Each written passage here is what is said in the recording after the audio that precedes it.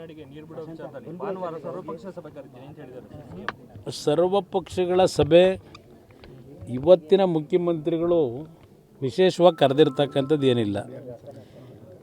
ರಾಜ್ಯದಲ್ಲಿ ಕಳೆದ 30-40 ವರ್ಷಗಳಲ್ಲಿ ತಮಿಳುನಾಡಿನ ಒತ್ತಡಗಳೇನಿದೆ ಆ ಹಿನ್ನೆಲೆಯಲ್ಲಿ ಸುಪ್ರೀಂ ಕೋರ್ಟ್ನ ತೀರ್ಪುಗಳು, ಟ್ರಿಬ್ಯುನಲ್ ಕೊಟ್ಟಿರ್ತಕ್ಕಂಥ ತೀರ್ಪುಗಳ ಹಿನ್ನೆಲೆಯಲ್ಲಿ ಹಲವಾರು ಬಾರಿ ಈ ಒಂದು ಸಂಕಷ್ಟಗಳೇನು ಬಂದಿದೆ, ನಮ್ಮ ಜಲಾಶಯಗಳಲ್ಲಿ ನೀರಿಲ್ಲದೆ ಅಂಥ ಸಂದರ್ಭದಲ್ಲೂ ತಮಿಳುನಾಡು ನಮ್ಮಗಳ ಮೇಲೆ ಒತ್ತಡವನ್ನು ಏರ್ತಕ್ಕಂಥದ್ದು ಈ ಭಾರತದ ಒಕ್ಕೂಟದ ವ್ಯವಸ್ಥೆಯಲ್ಲಿ ನಾವೇನು ತಲೆಬಾಗ್ತಾ ಬಂದಿದ್ದೇವೆ. ಕರ್ನಾಟಕ ರಾಜ್ಯ ಇವತ್ತು ರಾಜ್ಯ ಸರ್ಕಾರ ಮಾಡಬೇಕಾಗಿರ್ತಕ್ಕಂಥ ಪ್ರಥಮ ಆದ್ಯತೆ ಯಾವೊಂದು ಕಾವೇರಿ ಮ್ಯಾನೇಜ್ಮೆಂಟ್ ಅಥಾರಿಟಿ ಅವರು, ರೆಗ್ಯುಲೇಟರಿ ಅಥಾರಿಟಿ ಇರ್ಬೋದು, ಮ್ಯಾನೇಜ್ಮೆಂಟ್ ಅಥಾರಿಟಿ ಇರ್ಬೋದು, ತೀರ್ಪನ್ನು ಈಗ ತೆಗೆದುಕೊಂಡು 3,500 ಕ್ಯೂಸೆಕ್ಸ್ ನೀರು ಬಿಡಿ ಅಂತಕ್ಕಂಥ ಆದೇಶ ಮಾಡಿದ್ದಾರೆ. ನನಗೆ ಅಲ್ಲಿ ಏನು ನೀವು ಮಂಡನೆ ಮಾಡಿದ್ದೀರೋ ನಮ್ಮ ರಾಜ್ಯ ಸರ್ಕಾರದ ವತಿಯಿಂದ ವಕೀಲರುಗಳು, ನಮ್ಮ ಅಧಿಕಾರಿಗಳು ಗೊತ್ತಿಲ್ಲ. ನನಗೆ ಸಭೆ ಕರೆದಿದ್ದಾರೆ, ಅವತ್ತು ಹೋಗ್ತೀನಿ. ಆದರೆ ಒಂದು ಸರ್ಕಾರಕ್ಕೆ ನಾನು ಹೇಳೋದು, ತಕ್ಷಣ ಹೇಳಬೇಕಾಗ್ತದೆ, ಕೇಂದ್ರದಲ್ಲಿರ್ತಕ್ಕಂಥ ಈ ಕಾವೇರಿ ವಾಟರ್ ಅಥಾರಿಟಿ ಇರ್ಬೋದು, ಮ್ಯಾನೇಜ್ಮೆಂಟ್ ಅಥಾರಿಟಿ, ರೆಗ್ಯುಲರ್ ಅಥಾರಿಟಿ ಇರ್ಬೋದು, ಅಲ್ಲಿರ್ತಕ್ಕಂಥ ಅಧಿಕಾರಿಗಳಿಗೆ ಹೇಳಬೇಕು, ನೀವು ದೆಹಲಿನಲ್ಲಿ ಕೂತ್ಕೊಂಡು AC ರೂಮಲ್ಲಿ ತೀರ್ಮಾನ ತೆಗೆದುಕೊಳ್ಳೋದಲ್ಲ.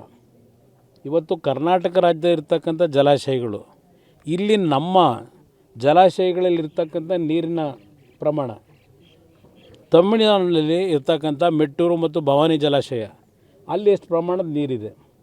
ಇವತ್ತು ನಮ್ಮ ರಾಜ್ಯ ಸರ್ಕಾರ ಕಳೆದ 2-3 ತಿಂಗಳಿಂದನೇ ಮಂಡ್ಯ ಜಿಲ್ಲೆಯ ರೈತರಿಗೆ ನೀವು ಯಾರು ಬೆಳೆಗೆ ನೀರು ಕೊಡಲಿಕ್ಕಾಗೋದಿಲ್ಲ, ಯಾರು ಬೆಳೆನೇ ಹಾಕಬೇಡಿ ಅಂತ ಹೇಳ್ಬಿಟ್ರು. 3 ತಿಂಗಳಿಂದ ಯಾರು ಬೆಳಿಬೇಡಿ ಅಂತ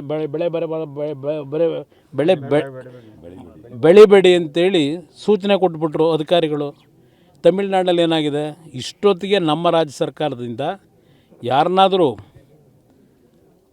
ಕಳಿಸಿ ಅಲ್ಲಿ ಏನೇನಿದೆ ಪರಿಸ್ಥಿತಿ, ಇವತ್ತು ಅವ್ರು ನೀರು ಕೇಳ್ತಾ ಇರೋದು ತಮಿಳುನಾಡಿನಲ್ಲಿ ಕುಡಿಲಿಕ್ಕೆ ನೀರಿಲ್ಲ ಅಂತ ನೀರು ಕೇಳ್ತಾ ಇದ್ದಾರೋ, ಇಲ್ಲ ಅವರು ಲಕ್ಷಾಂತರ ಎಕರೆನಲ್ಲಿ ಬೆಳೆ ಬೆಳ್ಕೊಂಡವರಲ್ಲ ಅದಕ್ಕೆ ಬೆಳೆಗೆ ನೀರು ಕೇಳ್ತಾ ಇದ್ದಾರೋ, ಇದನ್ನೆಲ್ಲ ಇಷ್ಟೊತ್ತಿಗೆ ಮಾಹಿತಿಗಳನ್ನು ಸಂಗ್ರಹ ಮಾಡಿ ಅಲ್ಲಿ ಹೇಳಬೇಕಾಗಿತ್ತು ಅಥಾರಿಟಿ ಮುಂದೆ.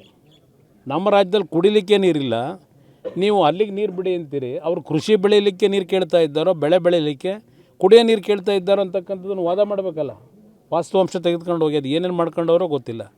ಇದು ಸರ್ಕಾರ ಮೊದಲನೇ ಆದ್ಯತೆ ಮೇರೆಗೆ ಅಲ್ಲಿ ಒತ್ತಡ ಇರಬೇಕು.